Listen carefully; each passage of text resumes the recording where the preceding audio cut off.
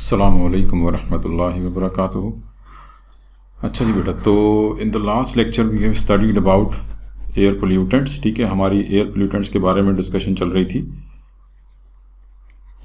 और इसमें हमने बात की थी कार्बन डाइऑक्साइड की, कार्बन मोनोऑक्साइड की। ठीक है, मैंने आपसे कहा था कि 3 मेजर एयर पोल्यूटेंट्स हैं, कार्बन मोनोऑक्साइड, सल्फर डाइऑक्साइड और नाइट्रोजनस ऑक्साइड्स। ठीक है, तो कार्बन मोनोऑक्साइड के ऊपर तो हमने डिस्कशन कर ली। नाउ नेक्स्ट जो हम बात करेंगे आज के लेक्चर में, हम बात करेंगे सल्फर डाइऑक्साइड की और नाइट्रोजनस डाइऑक्साइड्स की, नाइट्रोजनस ऑक्साइड्स की। और फिर उसके बाद कुछ आप कह लें कि माइनर पोल्यूटेंट्स रह जाते हैं, वो इंशाल्लाह ताला हम नेक्स्ट वीडियो में बात करेंगे। और फिर उसके बाद हम बात करेंगे प्रिवेंशन की, कि how to prevent these pollutants from entering into the atmosphere. ठीक है, तो let's just start with the today's lecture. First of all, we will discuss about sulfur dioxide. ठीक है जी, आज हम बात करेंगे सल्फर डाइऑक्साइड की।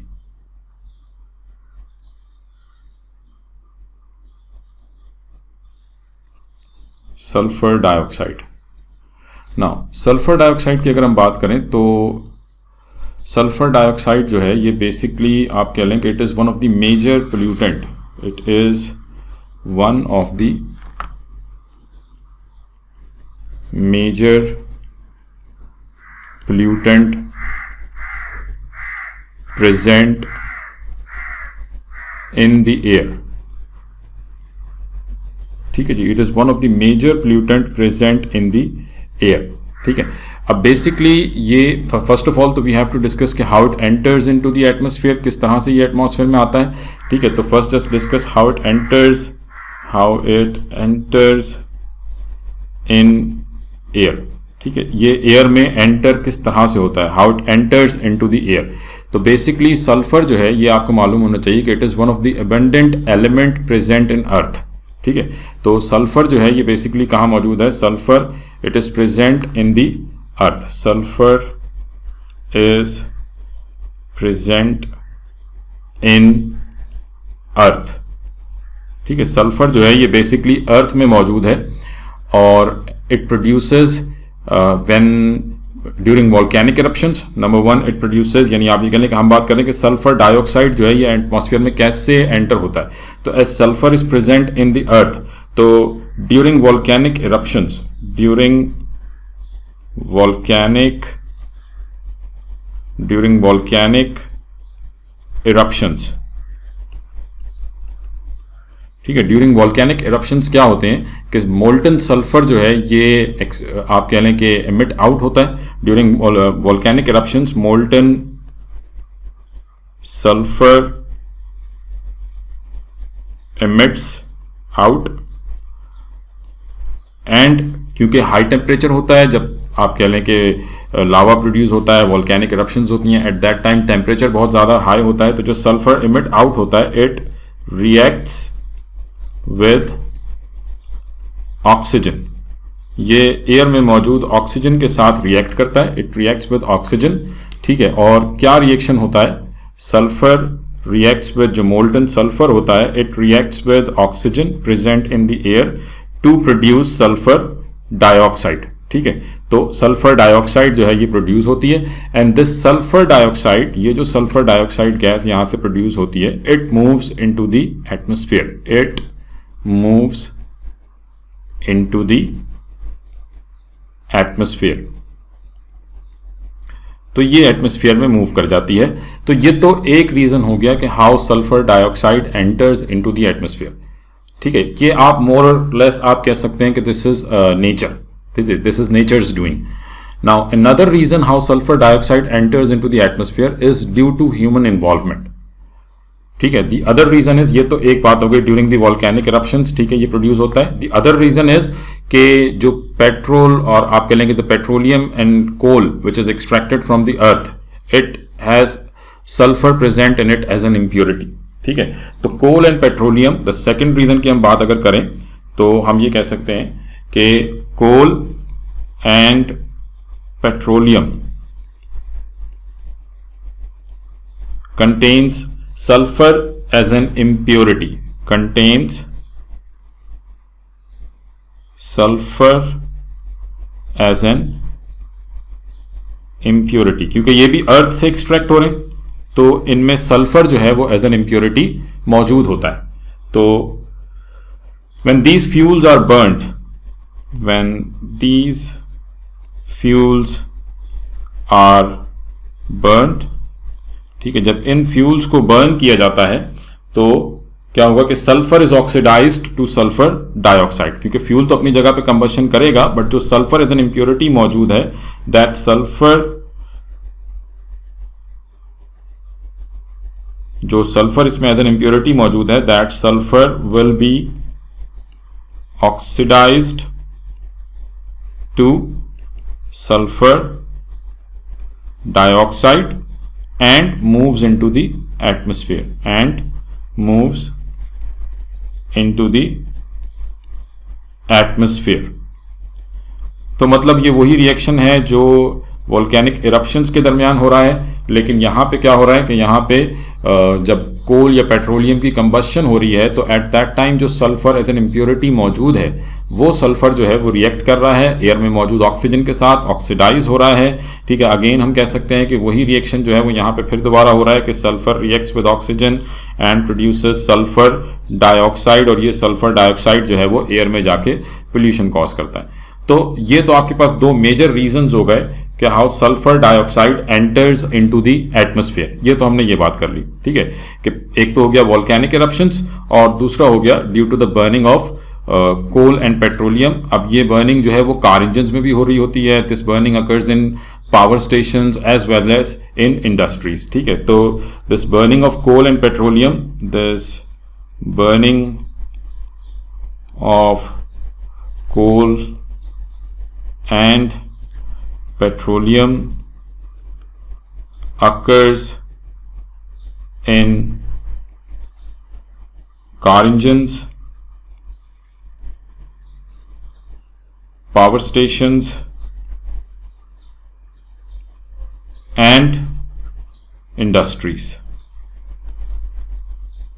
ठीक है, बट मेनली आपको इसमें जहन में रखना है कि मेजर जो इसमें यानी जो सल्फर ज़्यादा प्रोड्यूस हो रहा होता है, क्योंकि कार इंजन में ऐसा जितनी ज़्यादा आप कह लेंगे क्वांटिटी में पेट्रोलियम जो है बर्न नहीं होता जितनी क्वांटिटी में पावर स्टेशंस में और इंडस्ट्रीज में होता है। तो these are the two major sources from where sulphur dioxide enters into the atmosphere, power station and industries, these are two major sources from where sulfur dioxide enters into the atmosphere। ठीक है जी, तो ये आपको ध्यान में रखना है। तो ये तो हमने बात कर ली कि how sulfur dioxide enters into the atmosphere। Now next thing is कि the harmful effects it causes to our atmosphere। ठीक है, the harmful effects caused by sulphur dioxide, क्या हार्मफुल इफेक्ट्स ये कॉज करता है। ठीक है, तो अगर हम इसके हार्मफुल इफेक्ट्स की बात करें तो number one, it irritates the eyes. ठीक है जी, it irritates the eyes and it causes breathing difficulties. Irritates the eyes, causes breathing difficulties, enter leaves and affects the growth of plants। ठीक है, ये जो सल्फर डाइऑक्साइड है it enter leaves and affects the growth of plants. इसके ऊपर हम detail में बात करेंगे जब हम एसिड रेन की बात करेंगे, बिकॉज जो लास्ट हमारा हार्मफुल इफेक्ट है that is it causes acid rain. ठीक है, आप यूँ कह सकते हैं कि this is one of the major oxide which causes acid rain. ठीक है, तो एसिड रेन की वजह बनती है सल्फर डाइऑक्साइड। सल्फर डाइऑक्साइड की वजह से एसिड रेन के ऊपर आगे हम पूरी एक वीडियो करेंगे, तो इस वजह से मैं ज़्यादा भी डिस्कस नहीं कर रहा एसिड रेन को, बट आप ध्यान में रखें कि इसके जो हार्मफुल इफेक्ट्स हैं इसमें हमने देख लिया कि it irritates the eyes, it causes breathing difficulties, it enters leaves and affects the growth of plants. ठीक है, and it causes acid rain. तो ये इसके कुछ हार्मफुल इफेक्ट्स जो हैं वो आ जाते हैं सल्फर डाइऑक्साइड के। नेक्स्ट फिर बात आ जाती है प्रिवेंशन की कि how to prevent it from entering into the atmosphere, ठीक है, किस तरह से जो है वो इसको रोका जा सकता है from entering into the atmosphere. तो अगर हम प्रिवेंशन की बात करें, ऑल्दो हम इसको डिटेल में बाद में डिस्कस करेंगे, बट मैं जस्ट अभी यहाँ पे नाम बता रहा हूँ आपको। प्रिवेंशन की अगर बात करेंगे किस तरीके से सल्फर डाइऑक्साइड को एटमॉस्फेयर में एंटर होने से रोका जा सकता है, तो that process is known as flue gas desulfurization. Flue gas desulfurization. Flue gas desulfurization is the process through which we prevent sulfur dioxide from entering into the atmosphere. All right, तो ये हमने सल्फर डाइऑक्साइड की बात कर ली, दो major pollutants हमने discuss कर लिए, carbon monoxide and sulphur dioxide. Next जो एयर पोल्यूटेंट्स अब हम डिस्कस करेंगे दैट आर नाइट्रोजिनस ऑक्साइड्स, ठीक है, ये थर्ड हमारे एयर पोल्यूटेंट्स हैं, नाइट्रोजिनस ऑक्साइड्स। नाइट्रोजिनस ऑक्साइड्स, अब नाइट्रोजिनस ऑक्साइड्स में आपके पास दो किस्म के ऑक्साइड्स आ जाते हैं, NO nitrogen monoxide and NO2 nitrogen dioxide, ठीक है, ये ध्यान में रखिएगा, ये दोनों नाइट्रोजिनस ऑक्साइड्स में काउंट होते हैं, NO and NO2। Now we know this thing कि एयर में जो नाइट्रोजन मौजूद है इट इज हाईली अनरिएक्टिव। पहली वीडियो में हमने ये बात की थी कि the nitrogen present in air is highly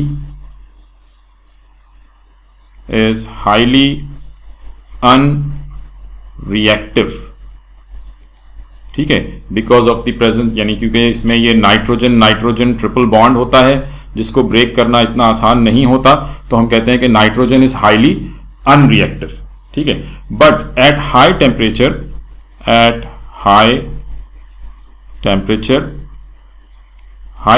पे क्या होगा, at high temperature nitrogen and oxygen in air combines to form nitrogenous oxide.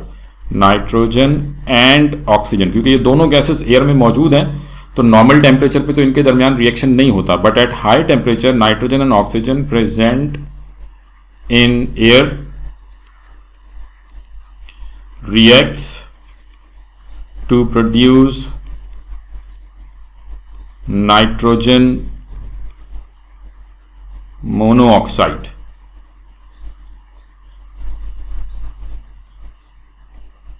ठीक है जी, बेसिकली क्या रिएक्शन होता है, N2 reacts with O2 produces NO nitrogen monoxide, which on further oxidation क्योंकि इसमें ये भी नाइट्रोजन मोनोऑक्साइड फर्दर ऑक्सीडाइज हो सकता है, तो on further oxidation nitrogen monoxide जो है ये फर्दर ऑक्सीडाइज होता है, and on further oxidation this nitrogen monoxide NO reacts with oxygen to produce nitrogen dioxide 2NO2। तो फर्स्ट क्या बनेगा, पहले नाइट्रोजन मोनोऑक्साइड बनता है और फिर यही मोनोऑक्साइड बाद में फर्दर ऑक्सीडाइज होकर नाइट्रोजन डाइऑक्साइड में कन्वर्ट हो जाता है, ठीक है। तो आपको ये ध्यान में रखना है कि नॉर्मल टेम्परेचर पे नाइट्रोजन और ऑक्सीजन रिएक्शन नहीं करते, बट एट हाई टेम्परेचर इनके दरमियान रिएक्शन होगा और नाइट्रोजनस ऑक्साइड्स बनेंगे। अब ये रिएक्शन कब होगा, ठीक है, तो एक तो हम बात कर लेते हैं नेचर की, ठीक है, कि नेचुरली ये रिएक्शन या ये रिएक्शन कब हो रहा होता है। Naturally this process occurs when, आप ये कह लें कि this reaction occurs naturally during lightning. Naturally this process occurs during lightning, क्योंकि लाइटनिंग के दौरान काफ़ी ज़्यादा टेम्परेचर होता है, during lightning and forest fires, ठीक है। तो ये दो आप कह लें कि रीजंस हैं जिसकी वजह से नाइट्रोजनस ऑक्साइड्स जो हैं वो प्रोड्यूस हो सकते हैं, और यानी कि आप ये कह लें कि these are beneficial, these reactions are an important source of nitrogen for growing plants, ठीक है। ये आपको ध्यान में रखना है कि लाइटनिंग की वजह से जो नाइट्रोजनस ऑक्साइड्स बनते हैं, these are source of nitrogen for growing plants. तो these reactions are important source of nitrogen for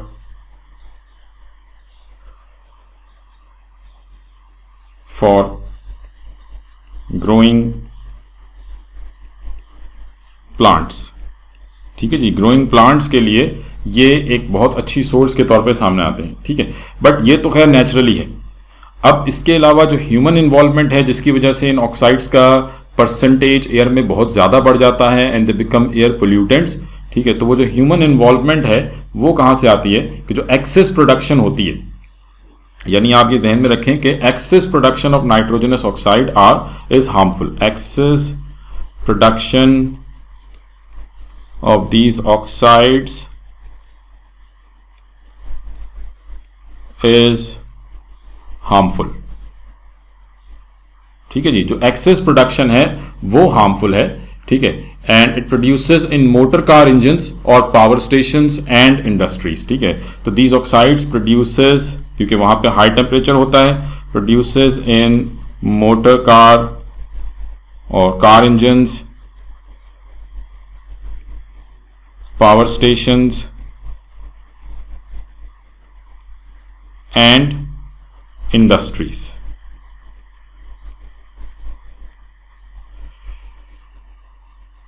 ठीक है जी, तो एक तो ये फॉरेस्ट फायर्स के दौरान और लाइटनिंग के दौरान प्रोड्यूस होते हैं। इसके अलावा जो कार इंजन्स में कंबशन होती है या पावर स्टेशंस में कंबशन होती है, क्योंकि वो हाई टेम्परेचर पे हो रही होती है, तो हाई टेम्परेचर पे जब कंबशन होती है तो उसकी वजह से नाइट्रोजन और ऑक्सीजन जो है वो आपस में रिएक्ट कर जाते हैं। High temperature becomes the reason to break the nitrogen, यानी जो हमने कहा था कि जो नाइट्रोजन और नाइट्रोजन का स्ट्रॉन्ग बॉन्ड होता है, जब हाई टेम्परेचर होता है तो उस पर ये बॉन्ड टूट जाता है, और जब ये टूट जाता है then it can easily react with oxygen to produce nitrogenous oxide NO और NO2। ठीक है, तो कार इंजन्स में, पावर स्टेशंस में और इंडस्ट्रीज में ये रिएक्शन बड़ी आसानी से हो जाता है। तो ये तो हमने रीजंस देख लिए कि how it enters into the atmosphere. Next हम बात करते हैं कि what are the harmful effects.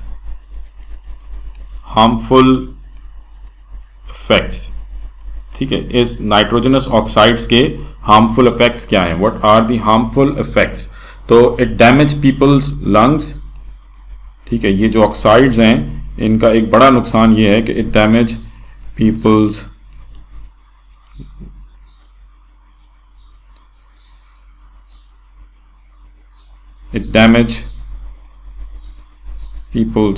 Lungs.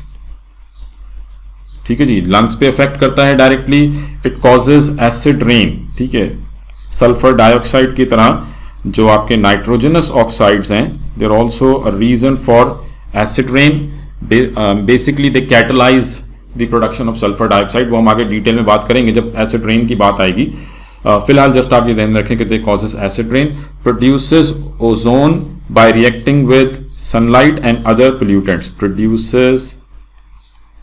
Produces ozone आपको मालूम है O3 ozone by reacting with sunlight and other pollutants. ठीक है, तो बेसिकली ओजोन गैस जो है, आप ये समझें कि it is not a pollutant when it is present in the upper atmosphere. हम ओजोन गैस के ऊपर बात करेंगे, ओजोन लेयर के ऊपर, बट फिलहाल आप ध्यान में रखें कि अगर ओजोन लेयर या ओजोन गैस अपर एटमॉस्फेयर में है, ह्यूमंस के साथ डायरेक्ट इंटरेक्शन में नहीं है, तो ये पोल्यूटेंट नहीं है। But if it is present in the atmosphere in which we are breathing, ठीक है, अगर ये हमारे नियर एटमॉस्फेयर में मौजूद है तो ये फिर एज अ पोल्यूटेंट काउंट होता है। और nitrogenous oxides become the reason of this ozone gas in our near atmosphere. तो nitrogenous oxide react with sunlight and other pollutants and produces ozone gas. ठीक है, तो ये हमने बात कर ली इसके हार्मफुल इफेक्ट्स की। लास्ट में हम बात कर लेते हैं कि प्रिवेंशन, ऑल्दो प्रिवेंशन हम सारी डिटेल में एंड में डिस्कस करेंगे, फिलहाल जस्ट मैं आपको इनके नाम बता रहा हूँ। ठीक है, तो prevention, one of the prevention for nitrogenous oxide is, क्योंकि ये ज़्यादातर कार इंजन्स में प्रोड्यूस होता है, तो जिस तरह कार्बन मोनोऑक्साइड के लिए हम कैटालिटिक कन्वर्टर यूज़ करते हैं, इसी तरीके से नाइट्रोजनस ऑक्साइड्स के लिए भी कन्वर्टर यूज हो सकते हैं। दे कन्वर्ट नाइट्रोजनस ऑक्साइड, मैं खाली NOx लिख देता हूं, अब ये NO भी हो सकता है, NO2 भी हो सकता है। तो ये नाइट्रोजनस ऑक्साइड्स को कन्वर्ट कर देते हैं किसमें, नाइट्रोजन में, which is not a pollutant. तो कैटालिटिक कन्वर्टर के थ्रू आप इसकी प्रिवेंशन कर सकते हैं। और इसके अलावा प्रिवेंशन हो सकती है bye lowering the temperature of burning fuel, bye lowering the temperature of burning fuel. अब ऑब्वियसली कार इंजन्स में तो ये नहीं हो सकता, बट पावर स्टेशंस में या इंडस्ट्रीज में क्या किया जाता है कि वाटर स्प्रे किया जाता है बर्निंग फ्यूल के ऊपर, जिसकी वजह से उसका टेम्परेचर कम होता है और नाइट्रोजनस ऑक्साइड्स के बनने के चांसेस कम हो जाते हैं। ऐसा नहीं कि बिल्कुल स्टॉप हो जाता है, कम हो जाते हैं। तो इन पावर स्टेशंस और industries, water is sprayed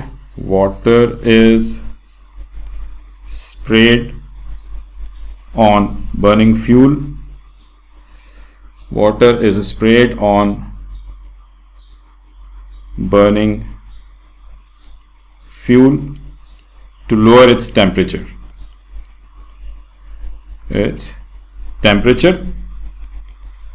which lowers the chances of production of nitrogenous oxides।